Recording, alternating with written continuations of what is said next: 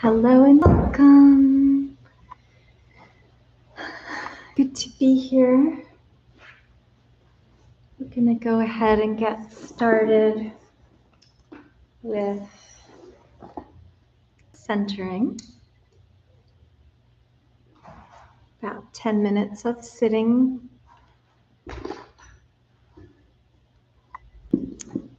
So, landing where you are in the moment with your full intention to be here. The physical presence of your body giving over to gravity, letting yourself be held by the support underneath you. And your alert presence and willingness to also at the same time rise up against gravity and establish an alert presence that claims its space.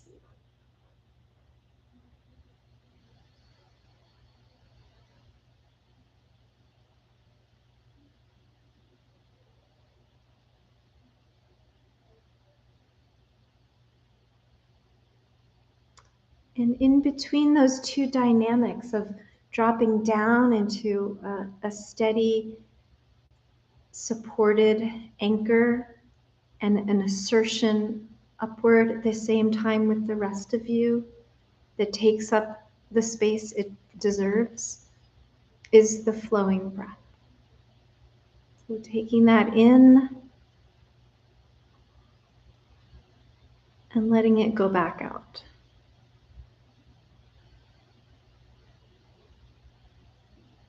Breathing in and breathing out.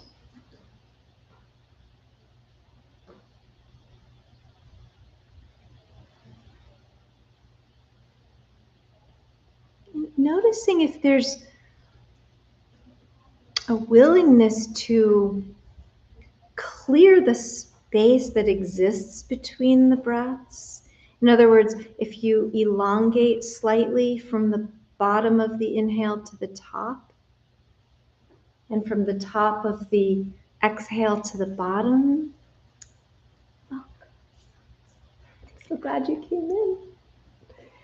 Then there's a spacious quality and an ability to abide all of the other little things that creep in, usually and almost exclusively in the form of intrusive thinking.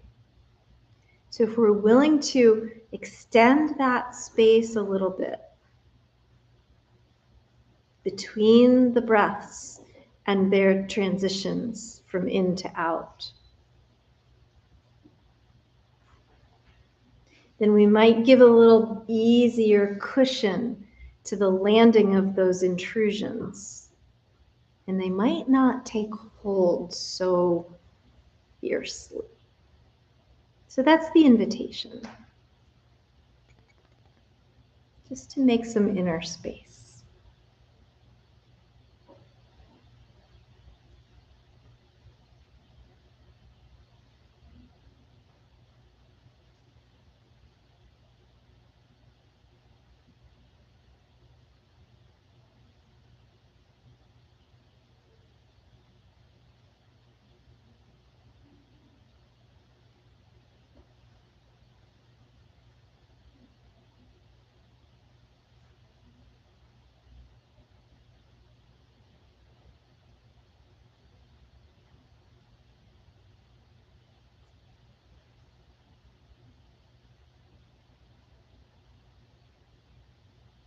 Noticing what arrives with the inhale.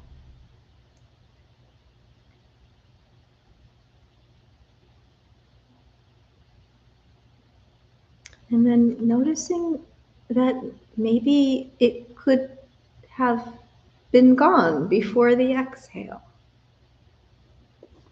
That's what we're making room for.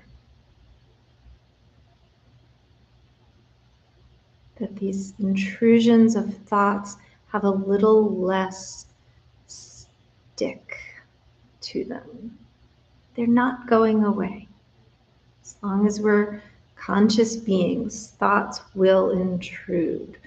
We want and need that to be the truth in order to be functional, but we don't have to have them be sticky.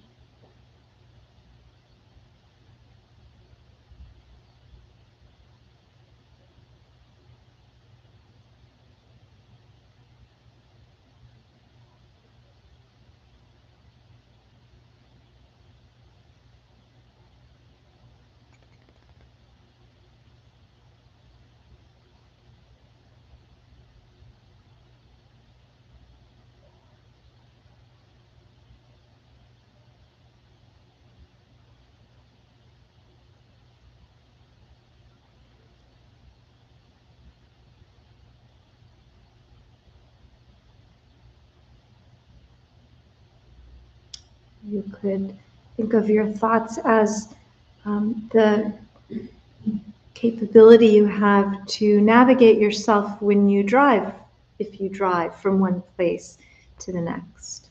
You have to be thinking about the left turn when you make the left turn. You have to stop and think about stopping when you're stopping. But once you arrive at your destination, you don't have to think about all those turns and stops that you made anymore, ever again. They're done.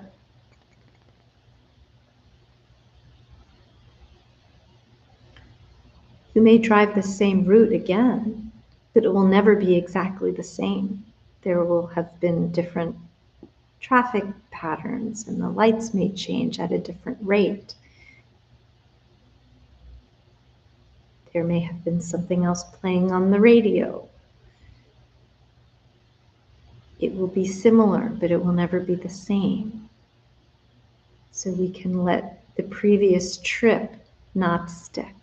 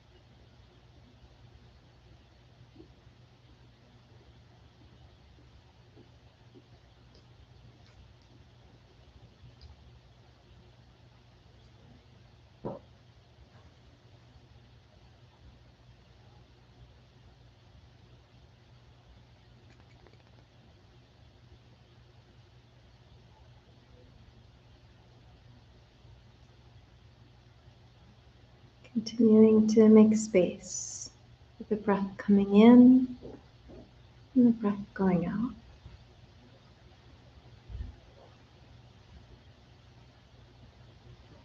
You can elongate without necessarily deepening. Sometimes a deeper breath can be too challenging, perhaps. Just make the space.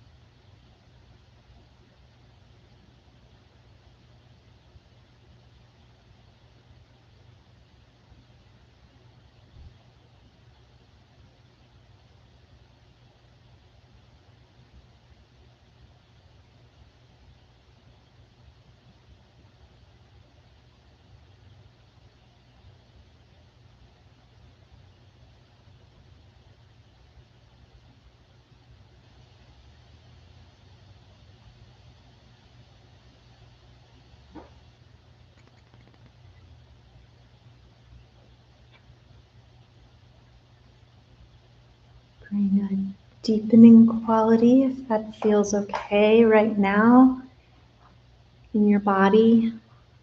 Deepening quality to the breath. Emphasize a little bit further the inhale, the exhale, and wake yourself up to this present moment and your immediate surroundings. Stretch and wiggle and twist if you'd like. Wake up some joint spaces.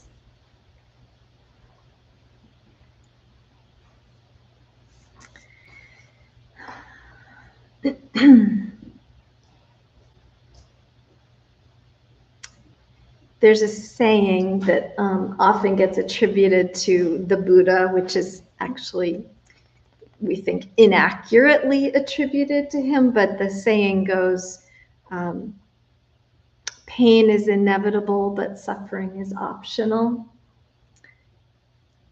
I don't know, we could quibble about the distinction between pain and suffering, and it's often used as a pair to describe discomfort of any kind, physical, emotional, mental, spiritual.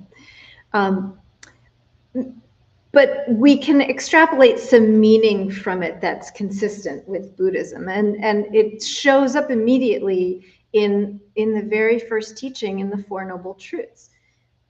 Life is suffering, is what he taught. And he also taught that there are causes to our suffering that are worth investigating and worth noticing, and that there is a way out of suffering. And when asked what the nature of his teachings really is, the Buddha said, I teach one thing and one thing only, and that is the end of suffering. I teach how to no longer suffer. He taught how to mitigate the truth of being alive in this world, which includes suffering, no matter what, no matter who we are, no matter what we do.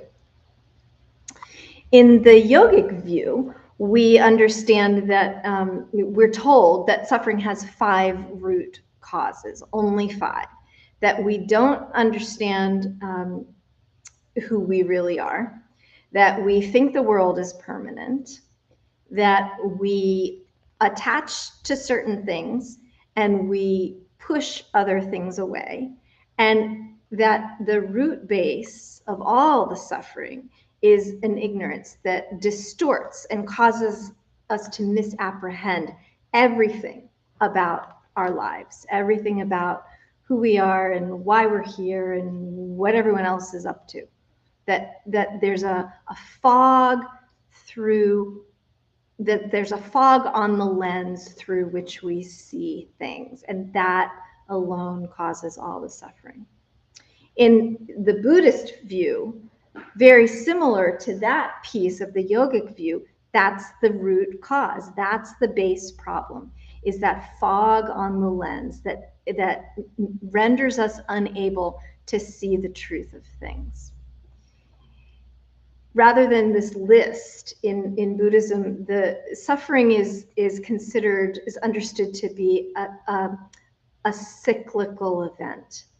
And whereas it starts in that same place as the yogic view, with that clouded lens, that place of what's called ignorance. The word in Sanskrit is avidya. It means without vision, that VID, like video, vision, avidya, ignorance. It starts there, and then it kicks up this Ferris wheel of causes and effects that we're stuck on. To briefly talk you through that Ferris wheel of suffering, that ignoble ride that we're all on, starts with that ignorance. And then from there, we create these mental formations that solidify in us like a scar. The word in Sanskrit is samskara. And from there, we start to construct our lives and orient everything around those formations, those scars of suffering. Next stop is the consciousness, our consciousness that gets constricted by these mental formations.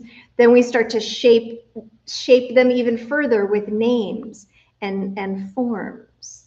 And so they solidify even more. Then we filter these ideas and these constructs through our 5 sense faculties. So everything we see, everything we hear, everything we touch and taste and smell, and did I get them all? gets distorted because of these mental formations, these wrong ideas. And then, because our sense faculties are distorted, everything we come in contact with, again, what we see, what we hear, what we taste, what we touch, what we smell, is distorted, is shifted. It's like so many people who have lost their sense of taste because of, and smell because of COVID. It's like that. Whatever feelings then, emotional responses we have about these touch points start to take on more colorful personalities, and we can't just simply see them as that's pleasant, that's not pleasant, and let's move on. We get attached to the pleasantness and the unpleasantness. And then we start to crave everything that fits in the parameters of those mental formations, those samskaras. We crave things to reinforce them. And we look for opportunities. We try to push away everything that doesn't reinforce them. And then we keep looking and searching for opportunities to reify them, because now we've lost all sense of what's really us and what's just this scar. And we reconstruct them over and over and over. And this could be understood as a form of reincarnation within one lifetime, that we just keep giving rise over and over again to the same flavor of suffering until we get sick or we die, or within one lifetime, a moment passes, a phase passes, and then it starts all over again with this misunderstanding. These are the causes of suffering according to the Buddha. Cause and effect, which leads to another one, which leads to another. What do we do about it? The teaching says that at any point on this Ferris wheel, we can say stop, we can take a ladder down and off and walk away. We have to be willing to see the possibility that this isn't the only ride, that this isn't the only seat we can take in this lifetime, in this very moment. So to work with this a little bit, a contemplative practice might look like picking our favorite topic of suffering, our favorite Ferris wheel. In asking ourselves the question, what if we're wrong? What if we're wrong about this ride? What if it's not going where we keep saying it's going? What if this mental formation is not really pointing in the direction that we think it is? For example, what if I don't stay sick forever? What if that person really does love me? What if I succeed at this job? What if he didn't mean to hurt me? What if I have enough? What if I am enough? Pick your favorite thing that takes you on this ride, that creates this story that you tell yourself. It keeps you in this place of suffering, and just ask the question, what if it's not true?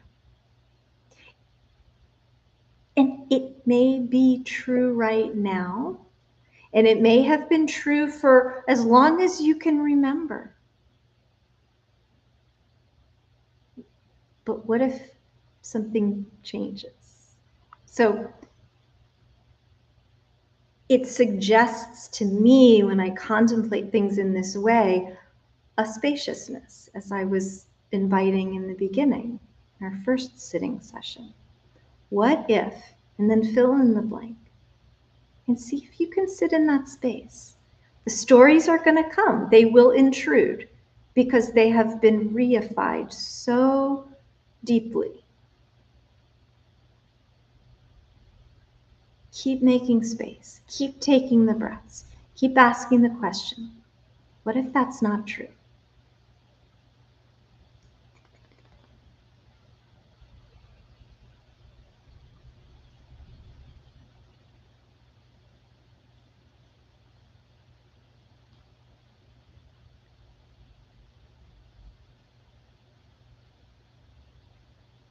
What would be the nature of my feeling tone if that story wasn't true?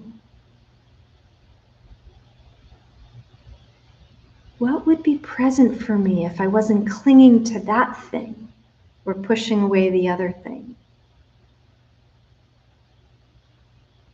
What could I give rise to if I wasn't giving birth and rebirth over and over to that thing?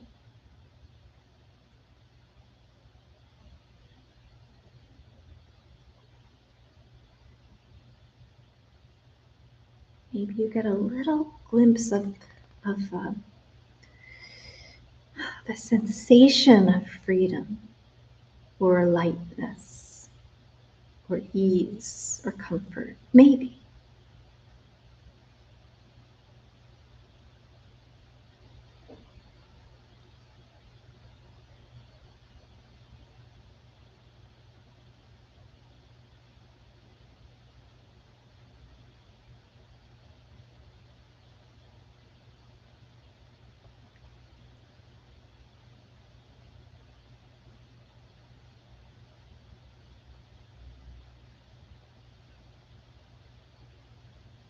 And what if the thing is true and other things can be true at the same time?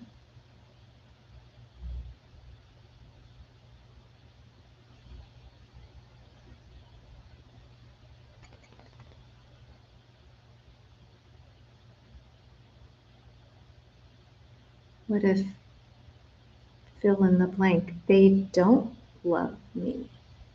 And I'm okay without that. I have other means to have love in my life. What if I am sick and I have people to care for me? And how does that feel?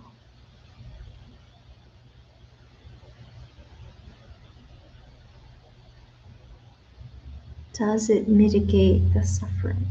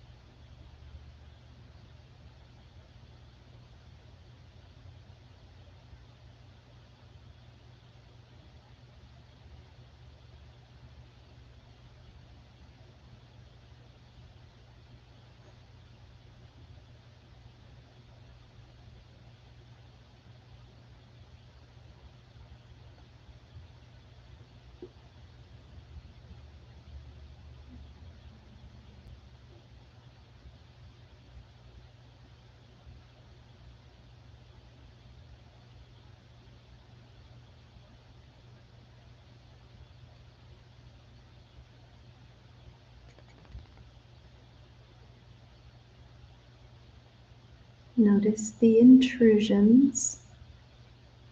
Make room for them without latching on.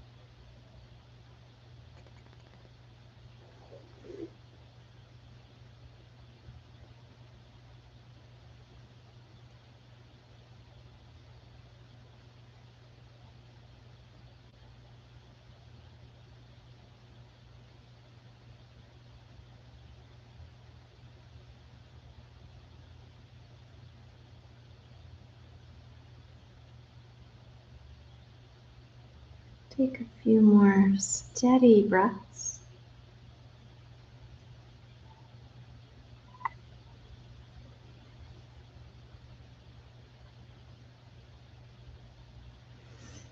Reorient yourself to immediate surroundings.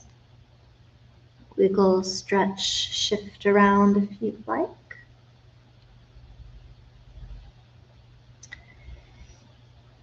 For our last segment, I want to share another teaching from the Buddhist tradition, and this is the parable of the two arrows. The story is that a man is shot by an arrow, and he's with a friend who immediately wants to take him to a doctor to get medical assistance to remove the arrow and heal his wound, fix his wound, stop the bleeding. And the man with the arrow in his, let's say, arm won't go with the friend to get help until he understands who made this arrow. Where did this come from? What tree formed the wood of the handle of the arrow? And who shot the arrow at me and why? And will I be able to get my revenge on the person who shot me with this arrow? And where did they go? And what was their childhood like? Do they have a family? I need to know these things. And finally, the friend's like, no, I don't know, but we're going to the doctor. So the man's like, fine, we'll go to the doctor, but which doctor? And where did this doctor go to medical school? And what's that doctor's family like? And where did they grow up? Is the doctor married? What's the doctor wearing today? I want to know if this doctor has good fashion sense. Okay, the Buddha didn't say that much, but meanwhile, he's got an arrow in his arm, and there's blood pouring out.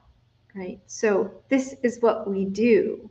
We are wounded in some way. That's implied in being alive. We are wounded in some way. And we intellectualize and we analyze and we dwell and we argue and we question and we bemoan. All the while, we're bleeding out when there is so often help to be had. So the offering here in this parable is that instead of doing all the things we do that make it worse, we could intervene right at that moment, and we can halt that circling momentum of the suffering. And this it's called this wheel of samsara, this cycle of suffering, can represent an entire lifetime. It can represent a childhood. It can represent a few years of adulthood. It can represent a day in the life.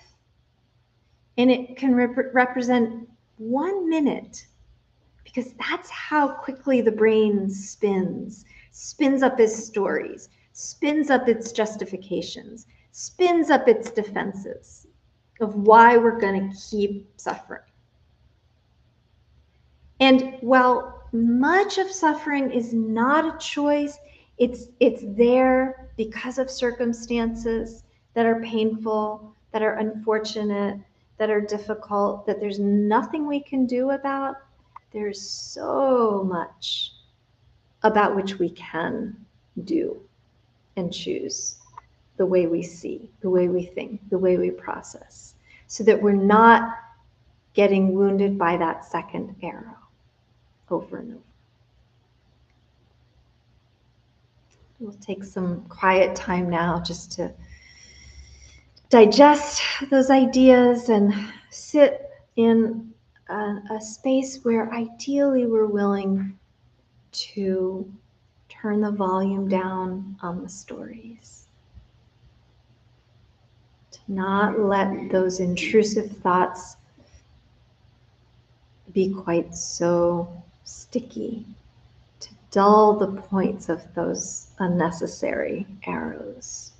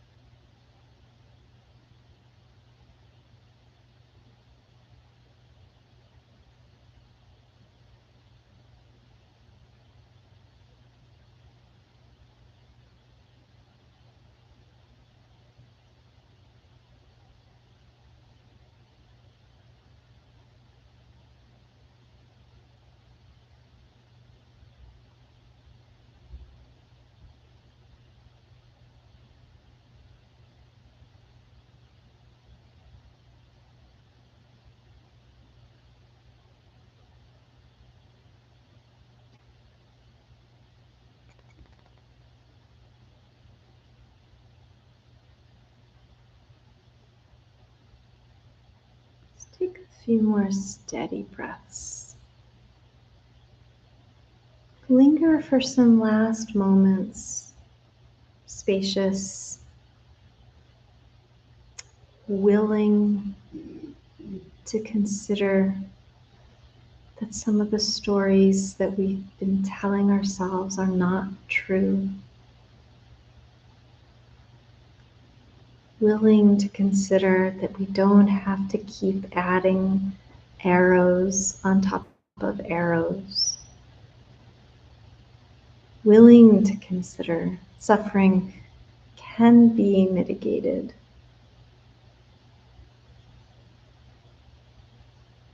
It takes intention. It takes practice.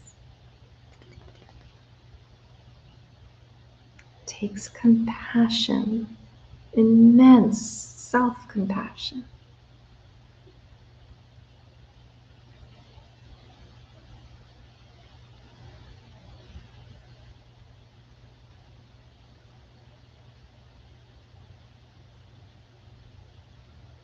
And take one long, steady breath. Release that breath all the way out. If you'd like to gather palms together, release the head gently toward a rising heart.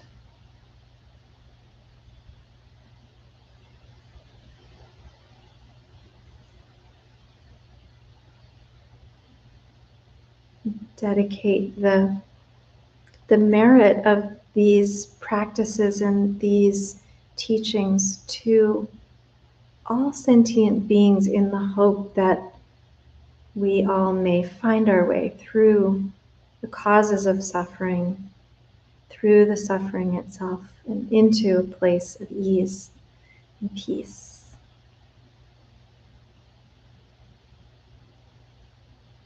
Thank you.